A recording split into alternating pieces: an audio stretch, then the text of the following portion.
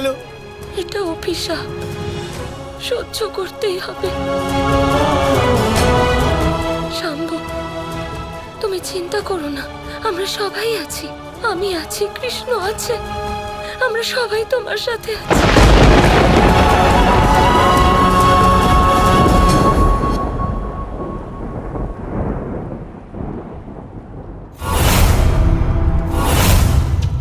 আমি ঋষি দুর্বাসা তোকে অভিশাপ দিলাম, এবার তোর প্রবৃত্তি নারীদের ন্যায় হয়ে যাবে।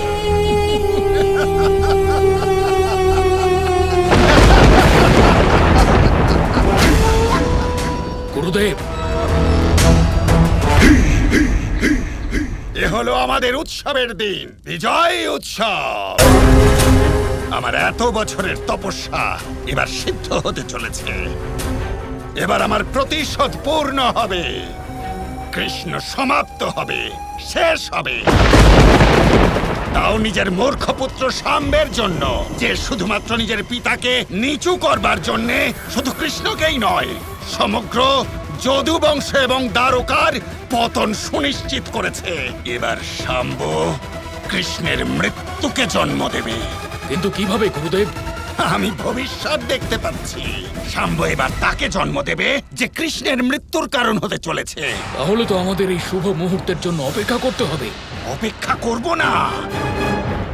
যে গাছ কাটার কথা, আগে তার শাখাগুলোকে কেটে দিতে হয়, তবেই তার শিকড় দুর্বল হতে পারে। যতক্ষণ না কৃষ্ণের সমাপ্তি হচ্ছে, আমিও ওকে দুর্বল করতে থাকবো। কিন্তু কিভাবে গুরুদেব? আমার কাছে শাম্বের থেকেও বেশি উপযোগী এবং সক্ষম অসুর আছে শিষ্যগণ।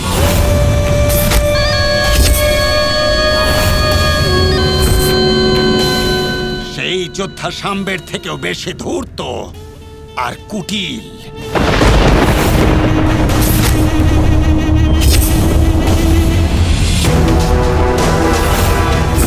সেই যোদ্ধা আমার এমন অস্ত্র হতে চলেছে, যার প্রহারে পূর্বেই দুর্বল হয়ে পড়া দ্বারকা নগরী নিজের রাজা কৃষ্ণের মৃত্যুর সময় মাটির বাড়ির মতো ধুয়ে মুছে যাবে।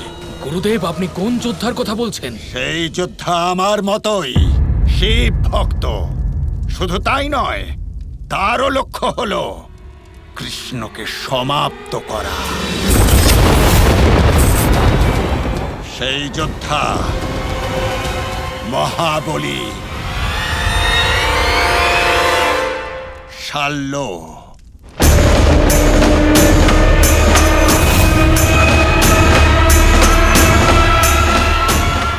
ওম নমঃ শিবায়। মহাদেব, যতক্ষণ না আপনি প্রকট হচ্ছেন ততক্ষণ আমি থামব না। নিজের ভক্তকে দর্শন দিন মহাদেব। ওম নমঃ শিবায়, ওম নমঃ শিবায়।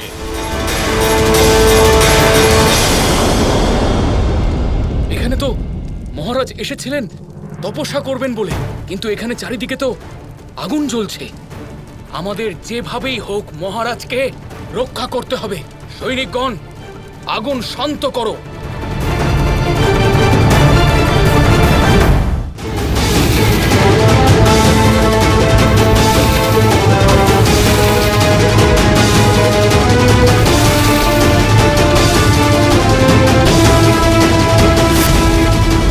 এই আগুন কে শান্ত করেছে? এ আমার তপস্যার আগুন ছিল। কে করেছে? ক্ষমা করে দিন মহারাজ, ক্ষমা করে দিন মহারাজ। আমার মনে হচ্ছিল যে এই আগুনে আপনি ভস্ম হয়ে যাবেন, সেজন্য আমি এই আগুন নিভিয়ে দিতে বলেছিলাম। আমি আপনাকে রক্ষা করতে চেয়েছিলাম মহারাজ।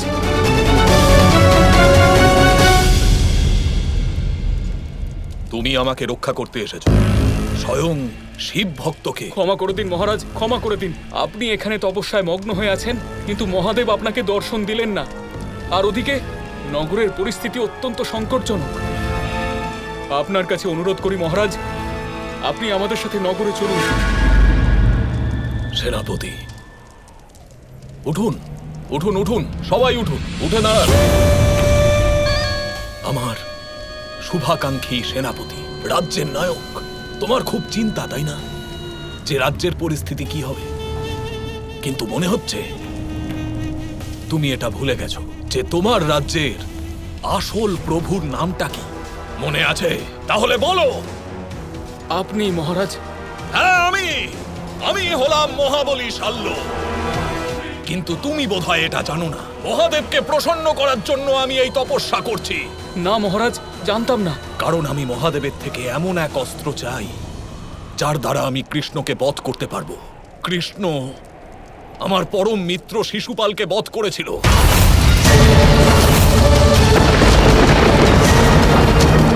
শিশুপাল! আমি আমার সেই অপমান কিভাবে ভুলে যেতে পারি, যখন কৃষ্ণ রুক্মিণীর স্বয়ম্বর পর্যন্ত হতে দেয়নি আর রুক্মিণীকে অপহরণ করে নিয়ে গেছিল। কৃষ্ণ! সেই অপমান আর লজ্জার দিনগুলো এখনো আমার চোখের সামনে ছবির মতো ভেসে ওঠে। সেই মুহূর্তেই আমি স্থির করেছিলাম যে আমি কৃষ্ণকে আর ওর তারকা নগরীকে ধ্বংস করে দেব। শত্রু মহান হলে অস্ত্র মহান হওয়া প্রয়োজন, আর সেই জন্যই আমি এই তপস্যা করছি সেনাপতি।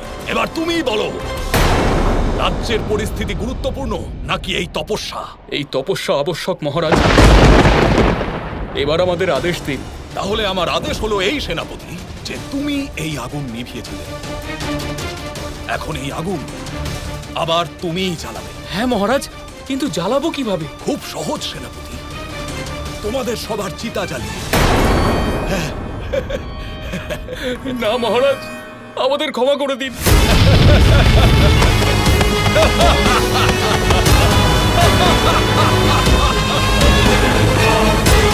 মহাদেব প্রকট হন, ভক্তের ডাকে সাড়া দিন, নয়তো আজ আপনার এই ভক্ত আগুনে তপস্যা করতে করতে নিজেকে ভস্ম করে দেবে। আজ কৃষ্ণের বিরুদ্ধে আমার প্রতিশোধ পূর্ণ করেই ছাড়ব।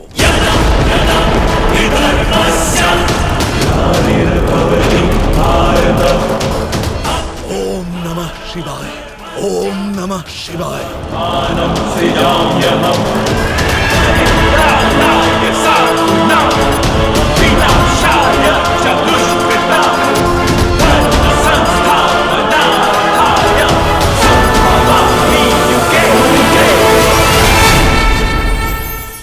কোনো এক সময়ের ঘটনা এটা। মা এবং বাবা হাটে গিয়েছিলেন। তখন আমি আর দাদা গিয়েছিলাম গরু চড়াতে। আমরা বাড়ি ফিরে এলাম, আর মা সেই সময় একটা কাজ করতেন। যখনই হাটে যেতেন দরজা তালা বন্ধ করে যেতেন। উনি খুব ভালো করে জানতেন যে যদি ওনার এই মাখন চোর সঠিক সময়ে পৌঁছে যায় তাহলে এক ফোঁটাও মাখন আর অবশিষ্ট থাকবে না। এবার ঘটনা কিছুটা এরকম হলো যে মা আর বাবা মাঝে মাঝে হাটে যেতেন, তাই মাঝে মাঝেই দরজা তালা বন্ধ করতে হতো। যখন মা আর বাবা ফিরে এলেন তখন বাবা ভুলে গিয়েছিলেন যে এই চাবির গোছা থেকে ঠিক কোন চাবিটা দরজার তালা খোলার জন্য উপযোগী। উনি চেষ্টা করতে শুরু করে দিলেন। একটার পর একটা চাবি দিয়ে উনি চেষ্টা করতে থাকলেন, কিন্তু সেই দরজার তালা তো খুলতেই চাইছিল না। ওনার মাথা থেকে ঘাম পড়তে শুরু করলো। তখন মা বললেন যে তালা ভেঙে দেওয়া যাক। মা চলে গেলেন, আর বাবা বললেন না না দাঁড়াও, আর কিছু চাবি বাকি আছে, এটা হয়তো খুলতে পারবো। মা হাতুড়ি নিয়ে চলে এলেন সেই তালা ভাঙার জন্য, আর তখনই বাবা শেষ চাবিটা প্রয়োগ করলেন আর দরজার তালা খুলে গেল। যদি উনি চেষ্টা না করতেন তাহলে এই তালাটাও ভেঙে যেত আর চাবিটাও নষ্ট হয়ে যেত, ঠিক কি না? এবার এই ঘটনাটা আমি দেখেছিলাম, আর আমার মনে হলো যে কখনো কখনো এই চাবির গোছার মধ্যে থেকে শেষ চাবিটাও কিন্তু জীবনের দরজা খুলে দিতে পারে। সেজন্য আপনি যদি জীবনে সাফল্য লাভ করতে চেষ্টা করেন, নিজের লক্ষ্যে পৌঁছতে চান, তাহলে হার মানবেন না। হয়তো দেখবেন আপনার পরবর্তী প্রচেষ্টা বা এই অন্তিম প্রচেষ্টা আপনাকে সাফল্যের পথে নিয়ে গেল। তাই নিরন্তর প্রচেষ্টা করতে থাকুন, জীবনে সাফল্য লাভ করুন, আর আমার সাথে ভালোবেসে বলুন রাধা রাধা। কৃষ্ণ, কোথায় গেছো তুমি? একবার নিজের পরিবারের দিকে তাকাও। Krishna Krishna Krishna Krishna